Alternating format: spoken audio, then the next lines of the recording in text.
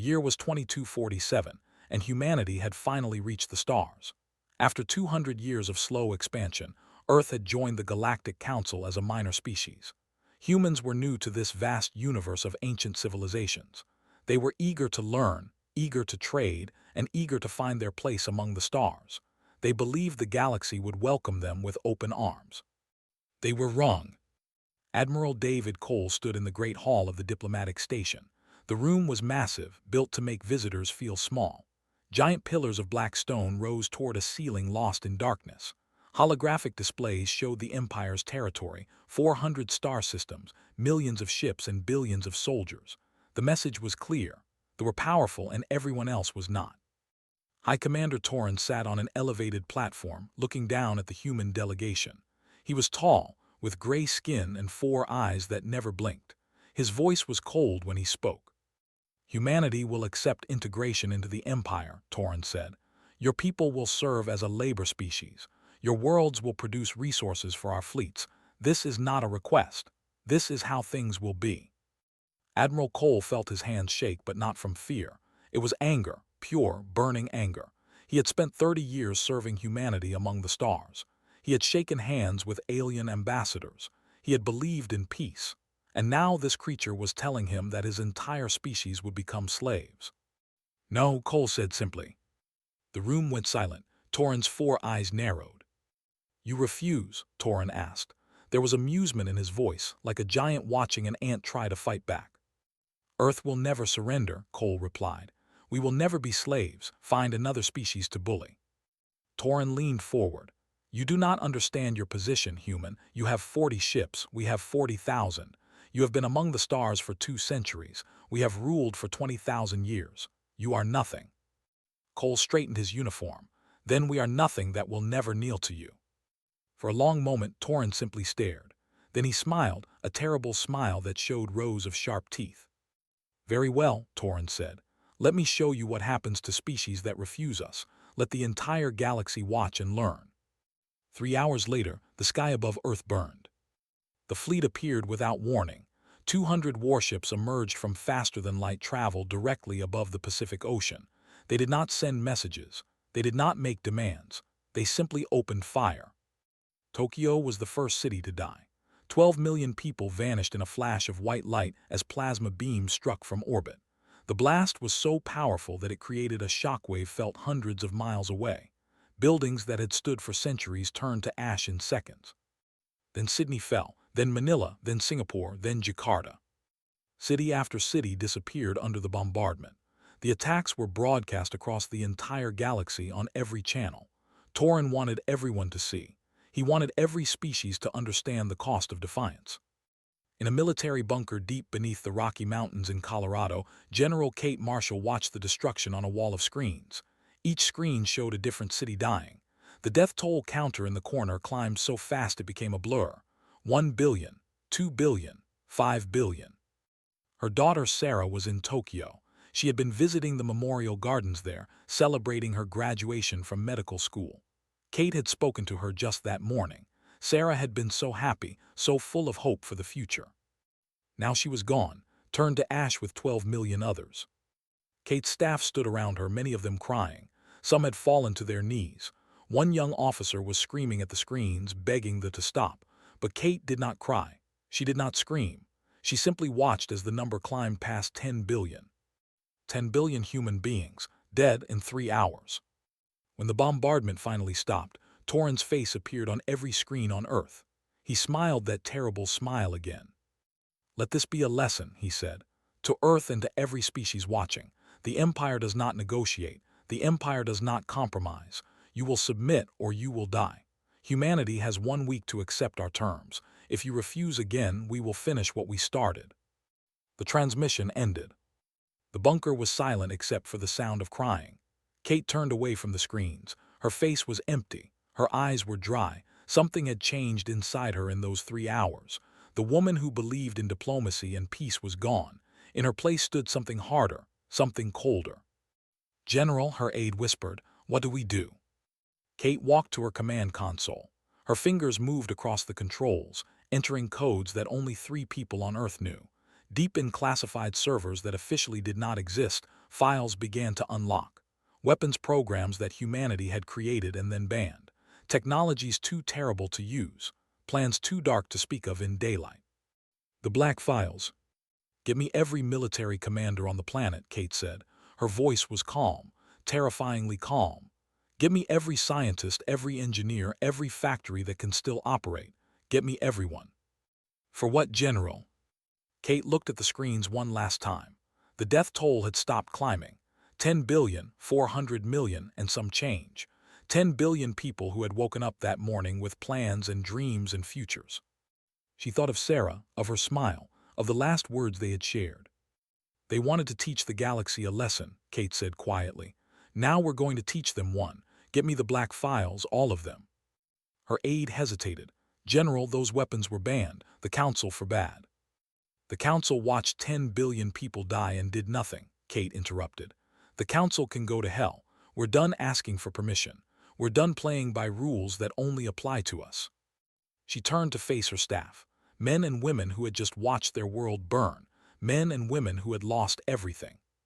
"They think they broke us," Kate said. "They think we'll surrender now. They think we're weak because we wanted peace." She shook her head slowly. "They have no idea what they've just created. They killed 10 billion of us. Fine. Now we're going to show them what the survivors are capable of." Outside the bunker, the sky was still red with fire. Smoke rose from the ruins of a dozen cities. Somewhere in the darkness, children cried for parents who would never come home. But deep underground, something was waking up, something old and terrible that humanity had tried to bury. They had locked it away because they feared what they might become. Now they had nothing left to fear. Now they had nothing left to lose. And across the galaxy, the Empire celebrated their easy victory, completely unaware that they had just made the worst mistake in the history of their species. They had poked a sleeping giant, and the giant was opening its eyes. 1 year passed after the bombardment. The galaxy waited for humanity to surrender. Every species expected the same story they had seen 100 times before. A young civilization defies the Empire strikes, the civilization breaks, the survivors beg for mercy, the cycle continues. But humanity did something unexpected. They went quiet. All communication from Earth stopped. Human ships no longer left the solar system. Trade routes went dark. Diplomatic channels closed. The few human colonies scattered across nearby stars recalled their populations. Every human being in the galaxy returned home and then vanished behind a wall of silence. High Commander Torin watched from his palace He was pleased. Clearly the humans were broken. They were hiding in their ruined world waiting to die. Perhaps they were fighting among themselves for the remaining resources. Perhaps disease and starvation were finishing what his fleet had started. Either way, they would surrender soon. They always did. He was wrong. Deep beneath the mountains of what was once Switzerland, Dr. James Park worked in a laboratory that did not exist on any map. He was a thin man with tired eyes and hands that never stopped moving. Before the bombardment, he had been a professor of physics. He had spent his life studying energy and matter, searching for peaceful ways to help humanity expand among the stars. That man was dead now. His wife and 2 sons had died in the attack on Sydney. The gentle professor who loved teaching had been replaced by something else, something focused, something dangerous. James stood before a weapon that could crack a planet in half. It floated in a containment field, glowing with a soft blue light that seemed almost peaceful. But there was nothing peaceful about it. This was Project Reaper. This was humanity's revenge. "The gravity lance is ready," James told General Kate Marshall through a video screen. "1 shot can crush a dreadnought like a tin can. 10 shots can tear a moon apart." Kate nodded. Her face had grown harder in the past year. There was no softness left in her eyes. "How many can we build?" "As many as you need," James replied. "The factories are running day and night. Every surviving human who can work is working. We have nothing else to do." Across the planet, the same scene repeated itself. Factories that once made cars now made warships. Universities that once taught art now taught weapons design. Children who once played games now learned to fight. Humanity had become a single machine with one purpose: to make the Empire pay for what they had done. Captain Anna West stood on the bridge of the first new warship. It was called the Remembrance, and it was like nothing the galaxy had ever seen. fast, deadly, and packed with weapons that broke every rule of civilized warfare. Anna ran her hand along the captain's chair and remembered the faces of her old crew. 47 men and women who had served with her on the patrol ship Horizon. They had been in orbit above Manila when the attack came. She had watched them die through her escape pod window. She had spent the past year training the survivors, teaching them everything she knew, and teaching them one lesson above all others: mercy was a luxury they could no longer afford. "The fleet will be ready in 2 months," Anna reported to General Marshall. 700 warships, every one of them crewed by people who lost everything. "Good," Kate replied. "How is morale?" Anna laughed, but there was no humor in it.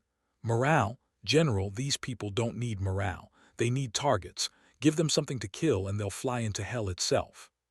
Meanwhile, in the darkness of space, a man named Tom Reed moved like a ghost. He was an intelligence officer, trained in languages, disguise, and the art of being invisible. The thought all humans looked the same, weak, soft creatures with too few eyes and too little sense. They never noticed the human slave who served drinks in their military headquarters. They never suspected that he was listening to every word they said. Tom had spent the year mapping every military installation, every shipyard, every supply depot, every weakness in their vast empire. He sent encrypted messages back to Earth using technology hidden in his own blood. Each message was the same: locations, defenses, patrol schedules. One night, he sent a final message before disappearing deeper into enemy territory. "They have numbers," Tom wrote. "They have territory, they have pride, but they've never fought something that has nothing left to lose. Hit them hard, hit them fast, and don't stop until they're gone." Back on Earth, the final preparations began. In a secret meeting room beneath the Colorado mountains, General Kate Marshall gathered her commanders. They were the best humanity had left. Admirals, generals, scientists, and spies. All of them had lost someone in the bombardment. All of them had spent the past year preparing for this moment. Kate stood before a holographic map of the Empire. 400 star systems glowed red, 400 targets. "1 year ago, they killed 10 billion of us," Kate said. Her voice was steady. "They did it to teach the galaxy a lesson. They did it because they thought we were weak. They did it because no one had ever fought back." She pressed a button and the map changed. Blue lines appeared showing attack routes. Targets lit up in sequence. "Tomorrow, we teach them a different lesson. Tomorrow, they learn what happens when you push humanity too far. Tomorrow, the silent year ends." Admiral Anna West spoke up. "Rules of engagement." Kate was quiet for a moment. Every person in the room knew what she was about to say. Every person in the room had made peace with it long ago. "Military targets only," Kate said. "We're not monsters. We don't kill civilians. But every soldier, every ship, every weapon they have, we destroy without mercy. No negotiations. No prisoners from combat vessels. No stopping until they surrender unconditionally or until there's nothing left of their military." She looked around the room. "They wanted us to be slaves. They made us into something else instead. Now we show them what that something is." The commanders nodded. There were no objections, no questions about morality or restraint. Those conversations had ended a year ago when the sky burned and 10 billion people turned to ash. Far above Earth, the fleet waited in the darkness. 700 warships hidden behind the moon. Their weapons were charged. Their crews were ready. Every pilot, every gunner, every soldier carried a picture of someone they had lost, a reminder of why they were about to do what no human had ever done before. In her quarters aboard the Remembrance, Anna West looked at a photograph of her old crew. 47 smiling faces. 47 people who had trusted her to keep them safe. "I'm sorry I couldn't save you," she whispered to the photograph. "But I promise you this, they will remember what they did, and they will regret it for the rest of their very short lives." She placed the photograph in her pocket, next to her heart, and walked to the bridge. The silent year was over. The war was about to begin. And the Empire had no idea what was coming. The mining colony on 4 was a quiet place. 10,000 workers lived there, digging precious metals from the ground for the glory of the Empire. A small military base protected the colony, with 50 soldiers and 12 patrol ships. It was far from the center of power, a forgotten outpost on the edge of their territory. Commander Vex was in charge of the base. He was old with scars from battles fought long ago. He had been sent to 4 as punishment for questioning a superior officer. It was boring work, watching miners dig holes in the ground. Nothing ever happened on 4. Until the day everything changed. It began with a flash of light in the sky, then another, then 100 more. Vex watched from his command center as ship after ship appeared from faster-than-light travel. They moved in perfect formation like predators circling wounded prey. His 4 eyes went wide as he counted them. 50, 70, 100 human warships. Impossible, he whispered. They were broken, they were supposed to be dying. He grabbed his communication device. All ships launch immediately. Get into the air, get. The first gravity lance fired. A beam of twisted space reached out from the human flagship and touched the patrol ship Rising Sun. The ship did not explode. It simply crushed itself into a ball the size of a fist, killing everyone aboard in an instant. The battle lasted 40 minutes. The ships fought bravely, but they were hopelessly outmatched. The human weapons were unlike anything the galaxy had ever seen. Missiles that could not be stopped, beams that ignored shields, electronic attacks that turned computers into useless metal. Captain Anna West commanded the attack from the bridge of the Remembrance. Her face was calm, her voice steady. She gave orders without emotion, like a surgeon cutting out a disease. Target the fuel depot. Fire. Target the communication array. Fire. Target the remaining patrol ships. Fire. One by one, the military assets disappeared. The mining colony itself was not touched. Anna had been very clear about that. They were here to destroy soldiers, not workers. They were here for revenge, not murder. When the last ship fell silent, Anna opened a communication channel. Her voice broadcast across the entire system, recorded for all to hear. This is Captain Anna West of the United Earth Navy. To the Empire, this is what happens when you murder 10 billion innocent people. We remember every name. We remember every face. And we are coming for you. She paused. To the civilian population of 4, you will not be harmed. Gather your wounded and your dead. Tell your empire what you saw today. Tell them the humans send their regards. The fleet jumped away, leaving nothing but wreckage and terror behind them. Over the next 3 months, the attacks continued. Colony after colony, outpost after outpost. The human fleet appeared without warning, destroyed every military target, and vanished before reinforcements could arrive. They moved too fast to track, hit too hard to stop, and showed no mercy to any soldier who fought back. The galaxy watched in shock. Minor species were not supposed to do this. Minor species were supposed to surrender or die. But humanity was doing neither. They were fighting back with a fury that no one had ever seen before. High Commander Torin received reports every day. Another fleet destroyed. Another base captured. Another 1,000 soldiers dead. He screamed at his admirals. He executed officers who failed him. He demanded answers that no one could give. How he raged. They are insects, they are nothing. How are they doing this? No one had an answer. The truth was simple but impossible for Torin to accept. The humans had spent a year preparing for this war. They had built weapons that should not exist. They had trained soldiers who did not fear death. And they fought with the strength that only comes from having nothing left to lose.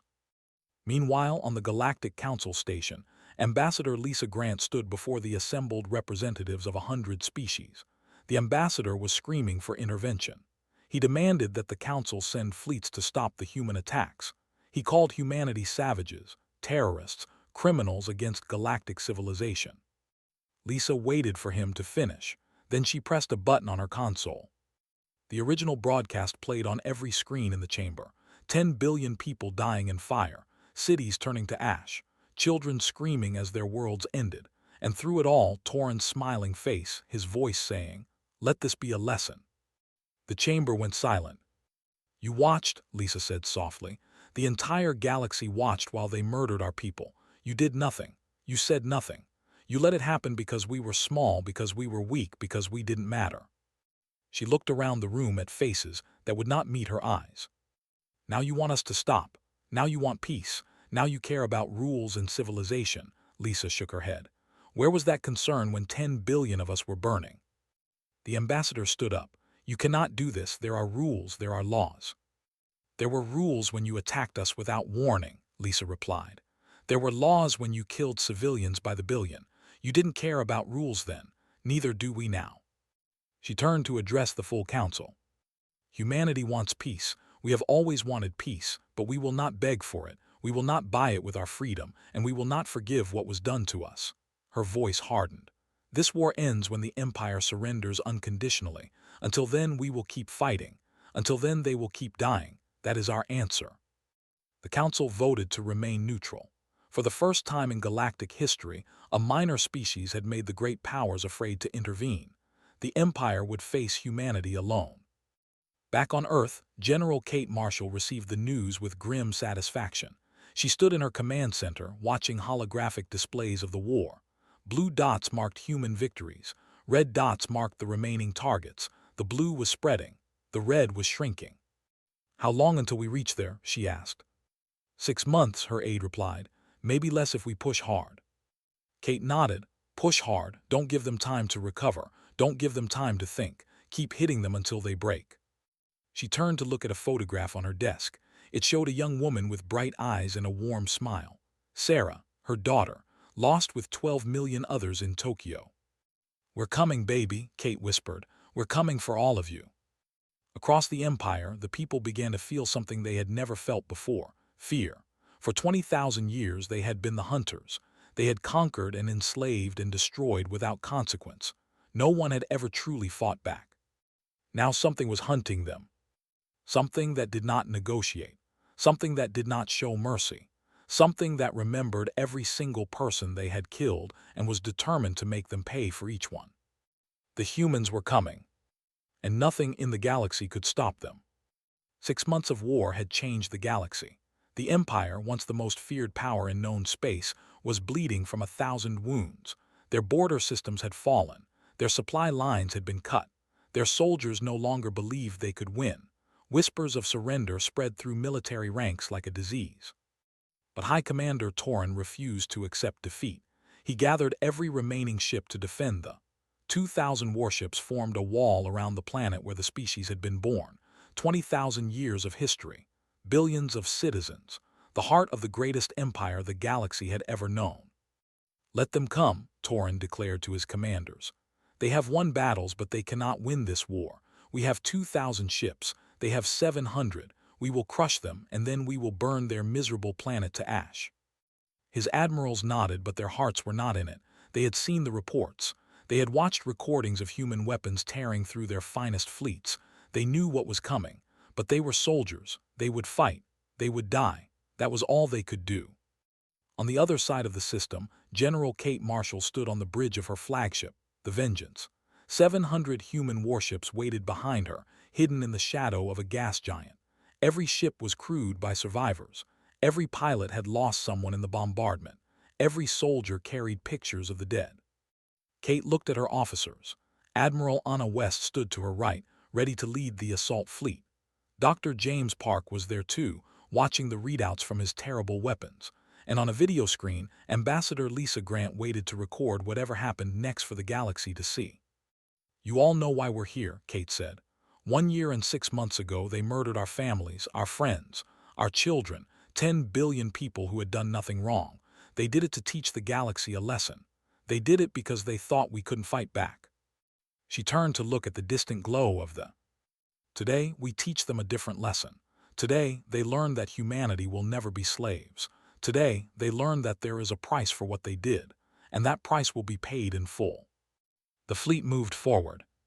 They detected them immediately. Alarms screamed across 2,000 ships. Soldiers ran to battle stations. Weapons powered up. High Commander Torin smiled as he saw the human fleet approach. 700 against 2,000. The humans were brave, he admitted, foolishly brave. "All ships prepare to engage," Torin ordered. "Destroy them. Leave nothing but dust." The battle began. The first wave of human ships drove straight into the formation. They moved with suicidal aggression, ignoring defense to maximize attack. Gravity lances fired in rapid sequence, crushing dreadnoughts like paper. Missiles launched in endless streams, overwhelming point defense systems. Electronic warfare systems turned communications into chaos. But they had numbers. For every ship they lost, they destroyed a human vessel in return. For every attack the humans made, they answered with 3 of their own. The battle became a brutal exchange of fire and death. Admiral Anna West led the assault fleet directly at the flagship. Her ship, the Remembrance, took hit after hit. Fires broke out on 3 decks. A quarter of her crew was dead, but she kept pushing forward, kept firing, kept fighting. "Get me closer," she ordered her helmsman. "Admiral, we can't survive another direct hit." "I don't care, get me closer. I want to look into Torin's eyes when his ship dies." The Remembrance punched through the line, leaving a trail of burning wreckage behind it. Anna fired everything she had at Torin's flagship: missiles, beams, even the main gravity lance, which overheated and exploded after a single shot. The flagship shuddered under the assault. Its shields flickered and failed. Its hull began to crack. But it did not die, and in return it fired back. The beam struck the Remembrance directly in the engine section. The ship broke in half. Atmosphere vented into space. Anna was thrown from her chair as gravity failed. She floated in the wreckage of her bridge, surrounded by the bodies of her crew. "This is Admiral West," she said into her communicator, blood floating in droplets around her head. "My ship is gone, continuing attack on foot." She grabbed a rifle from a dead Marine and pushed herself toward an airlock. Outside, the battle continued. Ships died in bright flashes of light. Escape pods launched from both sides, filled with the wounded and the dying. Meanwhile, Dr. James Park activated the final weapon. He called it the Heartbreaker. It was a bomb that could destabilize a star, designed as a last resort if humanity faced total destruction. He had never intended to use it, but he had prepared it anyway, just in case. "General," he said to Kate, "the weapon is ready. One shot and their sun becomes unstable. Their entire system will be destroyed within a day." Kate looked at the weapon's controls. One button, one choice. She could end the species forever. Every man, woman, and child on there. Billions of people who had nothing to do with the attack on Earth. "No," she said. "We're not here to commit genocide. We're here to end their military threat. Put the weapon away." James nodded, relieved. He had hoped she would say that. The battle raged for 6 hours. Both sides took terrible losses, but slowly, inevitably, the tide turned. Human tactics were better. Human weapons were deadlier. Human soldiers fought with a desperation that the simply could not match. When the smoke cleared, the home fleet was gone. 1,200 of their ships had been destroyed. The rest had surrendered or fled. Human losses were heavy too: 300 ships gone, 100,000 soldiers dead. But they had won. General Kate Marshall broadcast a message across the system. Every heard her voice. Every surviving ship received her words. "This is General Kate Marshall of the United Earth Forces. Your fleet is destroyed. Your empire is broken. You have 1 hour to surrender unconditionally. If you refuse, we will destroy every military installation on your planet, every base, every factory, every weapon. We will leave you defenseless, unable to threaten anyone ever again." She paused. "You wanted us as slaves, you killed our families, you burned our world. Now you face the consequences. Surrender or we finish this. You have 1 hour." The message ended. The countdown began. On the surface of the billions of citizens looked up at the sky. They could see the battle debris falling like shooting stars. They could see the human fleet moving into position above their cities.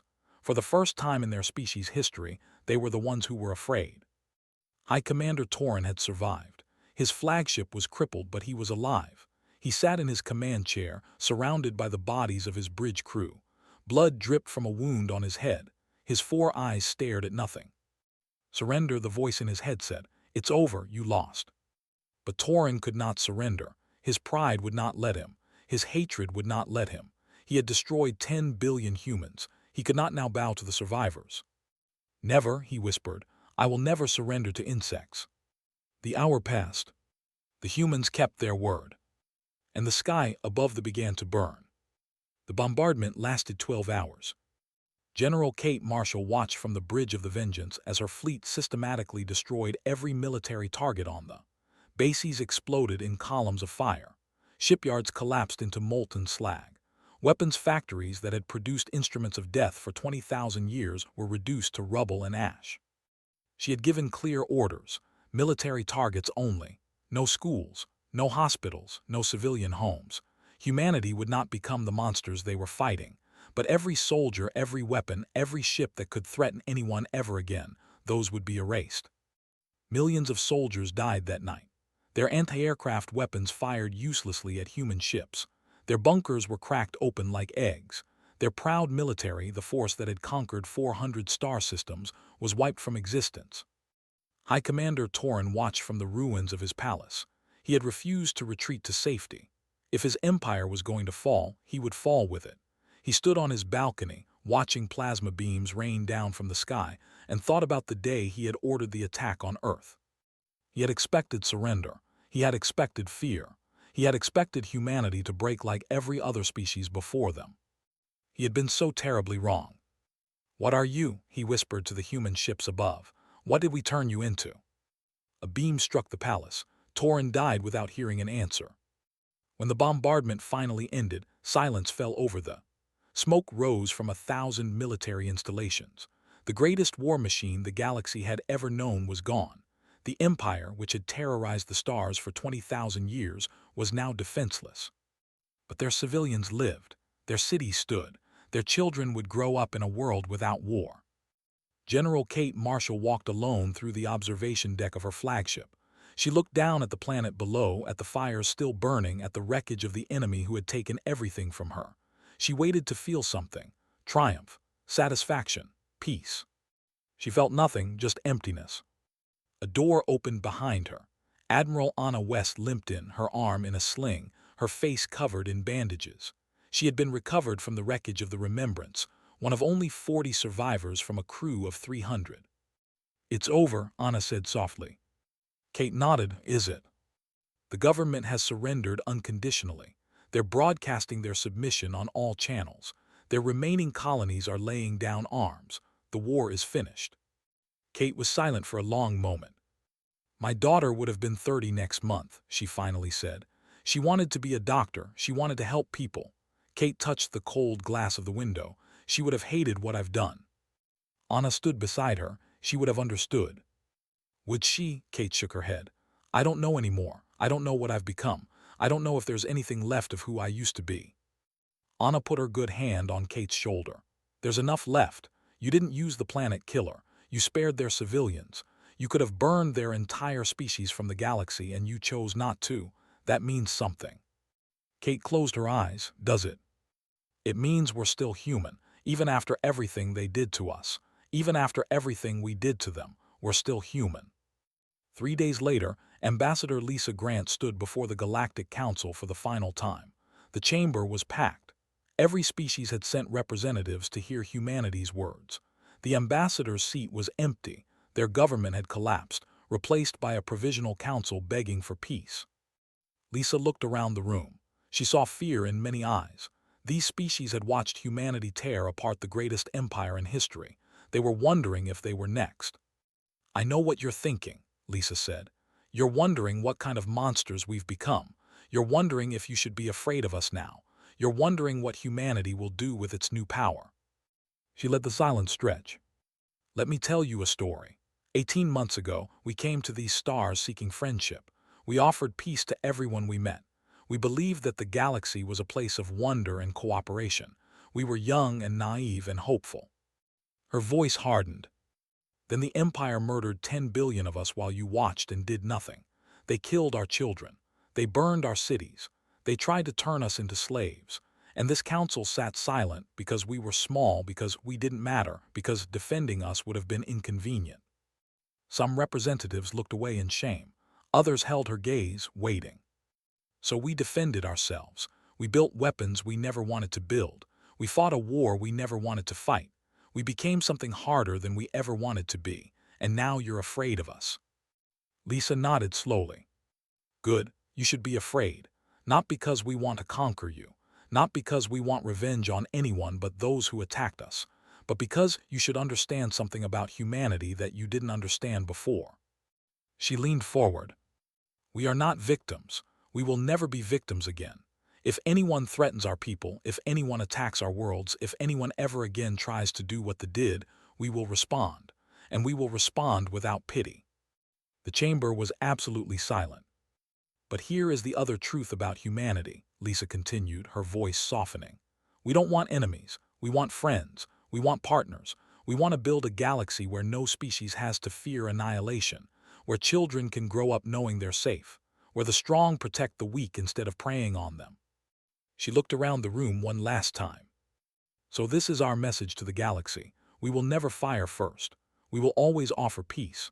We will always extend a hand in friendship to any species that wants to be our ally. But if you slaughter our people, if you think our kindness is weakness, then understand this. Her voice dropped to a whisper that somehow filled the entire chamber. We will find you, and we will respond without pity. 10 years passed. Earth led the reformed Galactic Alliance, a new coalition built on mutual defense and cooperation. The old rules that had allowed empires to prey on weaker species were gone. In their place stood laws that protected everyone equally. Dr. James Park oversaw the decommissioning of the weapons he had created. The gravity lances were dismantled. The Heartbreaker was destroyed.